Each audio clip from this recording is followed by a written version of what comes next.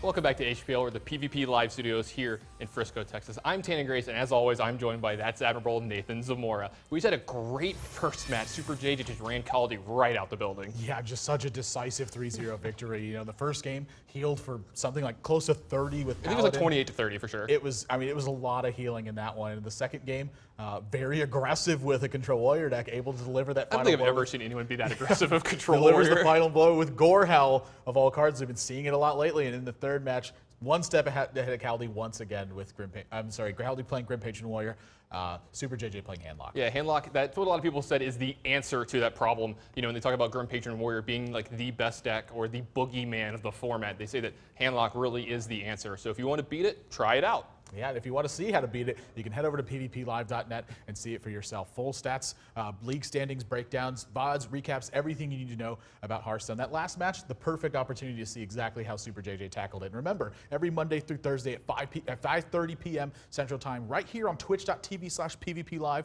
there's going to be more matches. You can hit that follow button and make sure you never miss a live show. You having fun, Nathan?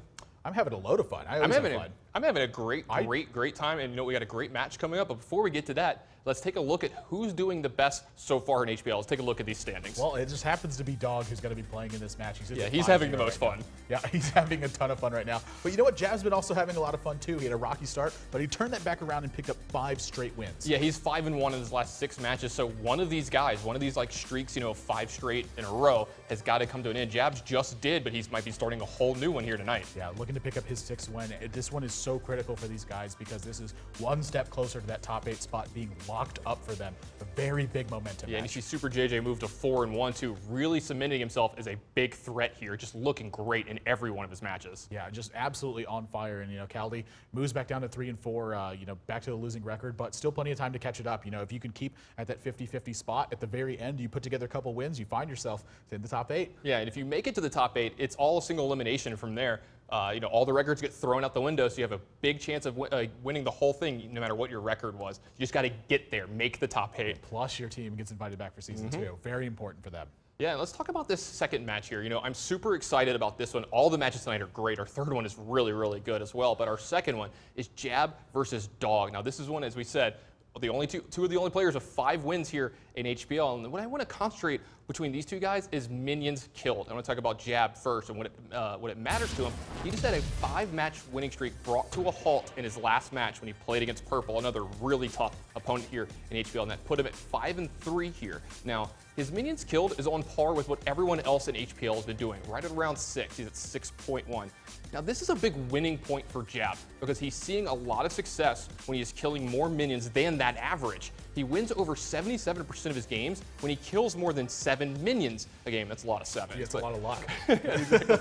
Triple 7s, Now, but this is a big deal for Jab because he plays a ton of these mid-range strategies, and he's always fighting for board control. So when he's getting that board control away from them, when he's killing minions and taking control of the game, he's been winning. Yeah, very early on, we pretty much just saw all of Jab's minions getting killed in his first 2 matches. He was really targeted, but again, he's done an excellent job of turning around that rocky start, weathered that dreaded 0-2 that he had, and put together some very strong ones after that one. Been very persistent in his strategy as well. Continues to play mid-range, but mixes it up within those mid-range strategies. Been very self-reflective of that. He said that he felt like he was getting targeted, able to identify that major weakness of his. But something that's kind of interesting is that's also really his strength, is that he plays these mid-range strategies and plays it very well. But he's diversified himself within that, and that's really where he's seeing the difference. Able to play both sides of the coin, but with different angles. He loves to be able to drive the action or slow down the pace of the game. That's how the mid-range game works, and that's really where you get true control, is when you can dictate either one of those based on your situation in the match. Tonight, though, he's got one of the biggest matches in front of him so far because Dog is looking fantastic. Yeah, he's got a very tall order from him. He's coming in at 5-0. Nathan, who's going to stop him? It doesn't look like anyone. I don't know. But here's the thing. We've been talking about minions kill with Jab and how it's important. With Dog, not so much. He's the 4th lowest minions kill stat here in HPL. He's only averaging 4.8 a game, so right under 5 minions killed. Now, this isn't a bad thing for Dog. It's a calculated strategy. This is something we've seen from him throughout his career. he makes opponents trade with him. He kills less minions than most other people. He is being consistent with his strategy throughout all of the classes that you've seen him played here in HPL as well. And his strategy, it's been working wonders so far here, and you see that in his 5-0 record. Yeah, I mean, he has to be feeling confident at this point, considering the fact, he had that finals at DreamHack very recently, is now 5-0 here in HPL. Dog has been absolutely on fire, and he's been exercising a full range of strategies. Additionally, he's been showing how well he's been scouting his opponents. He said, for instance, with Zalae, he lives right around the corner from him. He's headed over to the Archon house at times and seen what Zalae was going to bring and use that against him. At 5-0, the fact that he's been scouting his opponents, the fact that he's been very astute in his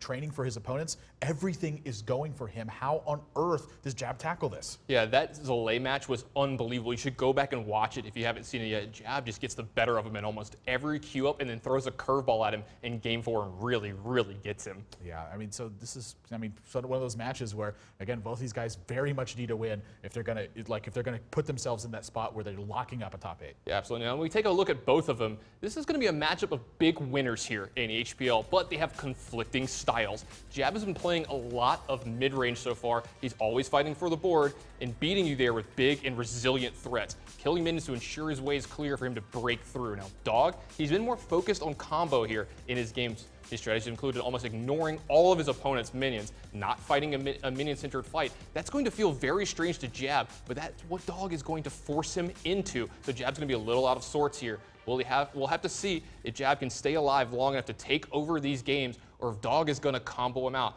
Now, these guys have met once before in Kingwood for Charity Easter. Jab actually took that match home 3-2, so he's looking for a repeat here today. Yeah, like I said, both these guys at 5 wins, you're looking at either a major victory or a crushing defeat for one of these guys. Jab has continued to play that mid-range style that allows him flexibility, but Dog has been very flexible in his approach to his matches. That'll largely be decided by how well they both use the information and that they have available to them. Does Jab believe that he can keep Dog in check? Does he believe he can fight off those combos? Is Dog thinking he can target Jab strategies? The fact that he's been so consistent with mid-range.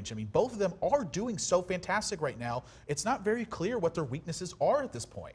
Yeah, neither one of them really has a weakness so far, but what are their keys to success? Yeah, well, I think Jab's got to do a couple things if he wants to win this match, and I think the first one he needs to do is really turn up the heat. If Dog isn't going to be trading minions with you, punish him for that. Get some stuff on the board that's very aggressive, and make sure that you can take the initiative in those fights, which is my second point. Fight aggressively for initiative. You need that at every single step of the way. Dog is looking to punish his opponents who leave him a minion on board. Don't let him have that. You're going to have to make some trades, but if you're going to do that and stay ahead of the game, you're going to have some early minions on the board. Yeah, you said it. Dog has been looking to punish opponents. How is he going to do it in this match? I think he's going to let Jab do the trading. Jab loves to trade, loves killing minions. Let him do that. Trying to control the board. Let him. While he's busy doing that, get busy trying to kill him. Stick to your game plan. Don't fall into his. Number 2, take risks to finish the game. Don't give Jab a ton of time. He's eventually going to take over the game and kill you. Kill him before he establishes that control. Don't let it snowball. Don't let it snowball. That's what Jab is looking to do. You deal more damage, you win more games. It's really kind of how that works. But who do I think's got the edge in this match? You mentioned their Kingwood for Charity event, and Jab, the fact that he's been so consistent with his mid-range strategies, I think he's going to find a way to beat Dog in this match. Wow, you're picking Jab? I'm picking Jab to win this one. I think that this is such a serious match for him that he's probably put in more preparation than for any of his opponents so far. And when Jab is on top of his game, he is really on top of his game. Nathan, this one hurts a little bit for me. A lot of people, if they've watched a lot of the show, they know I'm a big Jab fan. I watch his stream a lot. I got to go with Dog in this one. He's 5-0. No one's stopped him yet. I don't know if anyone will. Jab made a really good point. I talked to him last night. He can't win all of his matches. He has to lose at some point in time. It might as well be me, but I don't think it's going to happen today. I think Dog's winning. That's the winner's mentality that Jab has right now. Someone's got to beat Dog, and that someone, why not Jab? Jab is the one who's going to step in this one and pick off this match. Who do you think is going to win, though? Again, both of these guys, they're at the front of the packs here for HPL. They both have 5 wins. Get out there on Twitter and use that hashtag HPL. Let us know who you're supporting, who you're rooting for, and how you think they're going to win. I think Tannen's wrong, but you can also go on Facebook and like and comment on the page and let him know exactly how wrong he is. And now that all that's out of the way, man, this is anyone's guess. Once again, the first game sets so much of the pace going forward. We saw it in the last match. Caldi came out aggressive. Super JJ countered that. Everything snowballed. Yeah, it felt like Caldi was really out of sorts after that game. As you said, the first game's so important. We're going to find out right here what they're playing. Game 1 between Jab and Dog. Getting underway right now. I can't wait for it.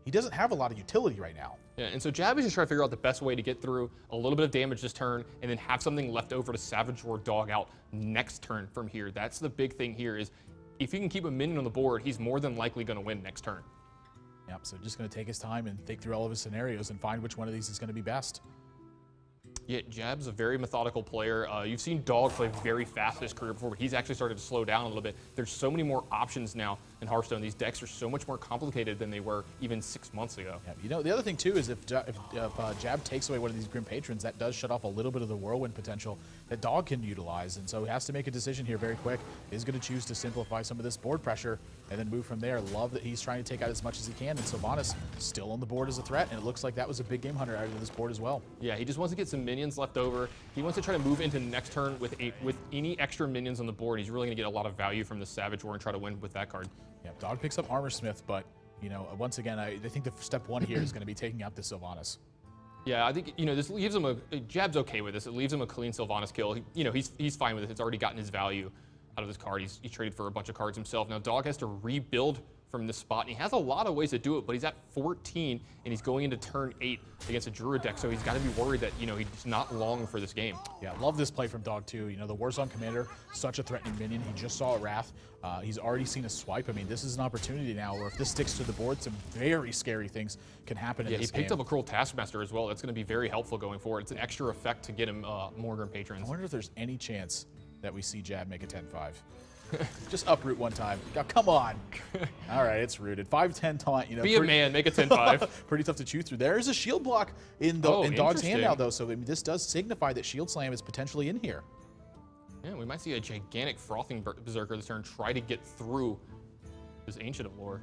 Yeah, how does he make that Ancient big of Frothing War, Berserker, sorry. though? I mean, he has to invest a lot of resources into this and not a ton of, like, Whirlwind effects or anything like that. Yeah, I mean, you may actually see him shield block this turn just to draw an extra card as well and get some more options, but that's kind of dangerous going forward as well. You got to be, again, you got to be really worried that Jab's just going to kill you any turn from here. Going to take his time and figure out how to diffuse this situation. I mean, you're seeing the power of Ancient of War right here. When your opponents don't have super efficient answers to it, it is a nightmare to deal with. Yeah, and I think he's a mana short of some of the plays that he wants to make this turn as well. Going to start with Shield Block. Figure it out. Acolyte of Pain, not too bad. I mean, with Warsong Commander sitting on board, he will be able to draw 2 cards this turn. Execute is really what he's looking for right now, and he's got 2 draws to do it. Yeah, really needs to execute here. Shield Slam would be fine as well, but you know, the first step is not there. He's got 1 more draw to make this happen.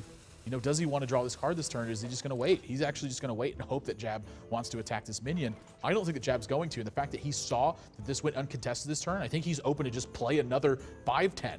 Yeah, you can just play another 5-10, and then, you know, he's going to kill this Warsong Commander thinking it's very important to get rid of it since it's so important to Dog's integral strategy, but Dog has another copy of it already in his hand.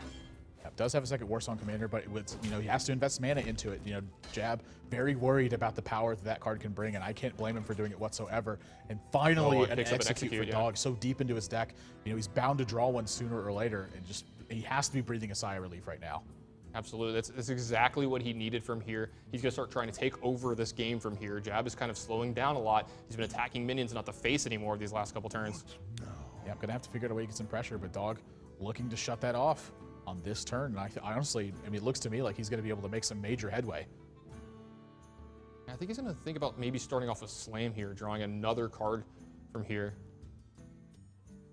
9 mana available to him. 10 mana, I'm sorry, with a coin. The Frothing Berserker is going to come down. Wants the extra power available on this. There's the first Slam. And this draw is so important to you. Imagine if he picked up a second execute. Wow. Oh my gosh, that is a huge draw right now. Back-to-back executes for Dog. Takes out almost 20 health worth of minions, and now he's got complete board control. He's out of range. Is in a ton of trouble. He's out of range of Force of Nature Savage Roar right now, and Jab is looking at a potential lethal next turn. Does get a swipe, but that's going to give it Dog an extra card unless he wants to take out the Acolyte of Pain first. I mean, either way, Dog's getting extra cards in this game. This is looking very bad for Jab all of a sudden. Yeah, this is looking amazingly bad from Jab. It was looking so good going into these last couple turns, but just Dog with those 2 executes. Just 2 elbows to the face of those Ancient of Wars. My gosh, I mean, how does he recover from? That's the exact kind of turn that Dog was looking for. Yeah, I'm trying to figure it out from here myself. I just don't see it happening. He's got to find a way to get damage in, but he also has to find a way to not die. You know, how many times on HPL have we seen these Harrison Jones not do a lot in these matchups? I mean, that's the kind of nature of this card. That it's a high risk, high reward. When it pays off for you, it pays off very well. But you know, when it doesn't pay off, it's just stranded in your hand for a very long time. Yeah, Jab, you know, he's going to probably take out this Acolyte of Pain as well this turn, using some of his life total, but he can't feel good about Battle Rage. He can't feel good about leaving this Warsong Commander on board. Beautifully done by Dog in this game, able to get both executes and really start to claw his way back into this one. Jab down to 16 now, and Dog is going into his second turn now with a Warsong Commander on board. That is potentially a disaster. Oh, he's picked up Unstable Ghoul and Whirlwind. I think that's going to be lethal. Yeah, with Unstable Ghoul and Whirlwind in this, there's no way that Jab's going to be able to fight off all this pressure, I don't think. Yeah, this is going to be lethal, I'm pretty sure. Yeah, Unstable Ghoul's coming down. Make sure you attack a Cruel Taskmaster first. There's a Cruel Taskmaster attack. Whirlwind, get himself some more minions, and just, gosh, so much pressure. Yeah, he can draw his entire deck here as well. Oh, he's out of mana, I'm sorry. Oh, Doomsayer. Wow, the Unstable Ghoul cannot actually suicide himself on this Doomsayer. Can take out the Doomsayer though, and I still once again think with this much pressure, there's just nothing that Jab can do to climb back in this game. Druid does not have the tools to deal with this sort of board position. Yeah, Swipe doesn't do it here. It actually, you know, grows some of Dog's minions. I was like, would Swipe be even good here? No. Either the Grove. I still don't think that's enough. I mean, how does he chew through all of this board? Will kind of shut off some stuff if he chooses to do this, but I don't think it's going to be enough. Yeah, what happens if he silences the Unstable Ghoul and then attacks the Warsong Commander? I mean, that's really his only play left. That puts him down to 11. Dog would have 3, 4, 5, 6, 7, 8. So, I mean, you're technically still alive. You know, Dog's going to have a Battle Rage and draw a lot of cards, but... You know, living, I guess, is step one. You know, maybe he can draw Azure Drake into Swipe or something and clear up the whole board. There is a potential for something like that to happen. Yeah, Azure Drake is Jab's kind of card to be playing in these decks. So there's the silence. And then Warsong Commander going to get taken out, but just Dog so much available to him. You know, this Battle Rage is blessing in disguise at this point. At least 3 more cards he's going to be able to draw in this situation. I'm sorry, 4 more cards. And then with the Grim Patron out, it's just, you know, even more potential. No, he is out of Warsong Commander. Is that going to be lethal? 3, 6, 7, 8, 9, 10. Yeah, he's 12 now. That Death Bite is actually just lethal. Yeah, that's going to do it for Jab. He's going to fall in game 1 here, and Dog fights through a very tough board position, but finds 2 executes on back-to-back turns to take out 2 Ancient of Wars that are both sitting on board. I have to believe Jab felt like he was going to win this game, and then everything completely turned around. Yeah, Jab had to fill in the driver sheet there. Those 2 executes were such huge pickups, and I wonder where the game goes from if Dog only picks up 1 from there. I mean, he's left with a 5/10 taunt on board. That's really the big difference there. Able to chew through it with his minions, but that takes away a lot of the pressure. It's so good against Grim Patron, though. Like, you keep them from actually, you know, progressing their board with Grim Patron. They can only make a giant Frothing Berserker and hope it's good enough from there. Yeah, I mean, that's really the game plan there, is to get them to invest the resources they would normally spend on combos into the minions that you have, and then hoping to take it from there. If you guys want to see exactly how this game panned out and recap everything that happened, you can head over to pvplive.net and see it for yourself. The full stats breakdowns, everything that happened in this match, how they played their strategies, it's all available, as well as their competitive histories. So right now, they're making changes to their decks. Dog has set the pace here in game 1 with, once again, a combo strategy. No surprise with Jab playing a mid-range deck, but when we come back, game 2 is going to be getting underway. Don't go anywhere, guys. You're watching Hearthstone on PvP Live.